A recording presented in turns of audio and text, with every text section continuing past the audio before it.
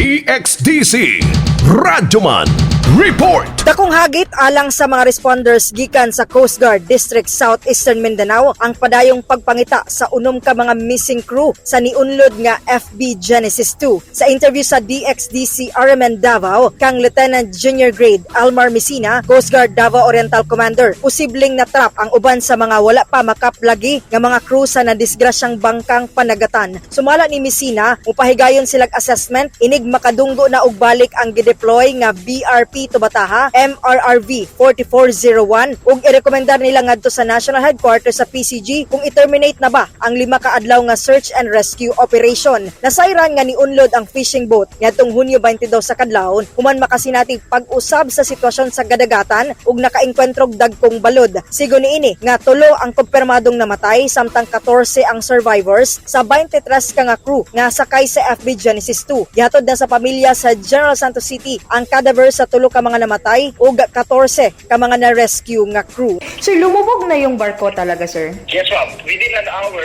after we were struck by waves, Opo. lumubog po talaga yung barko, ay yung bangka. So possible, sir, yung other 6 remaining missing nasa loob ng lumubog na barko? There's a possibility, ma'am, pero hindi natin masabi na lahat yung anin na yun. Opo. Pero may possibility na iilan sa kanila ay na-struck talaga sa loob ng fishing boat. Kasama mo sa balita ug serbisyo publiko, reaching millions nationwide and worldwide for 70 years. Radyoman Aimee Ginita, Tatak RMN. Tatak RMN.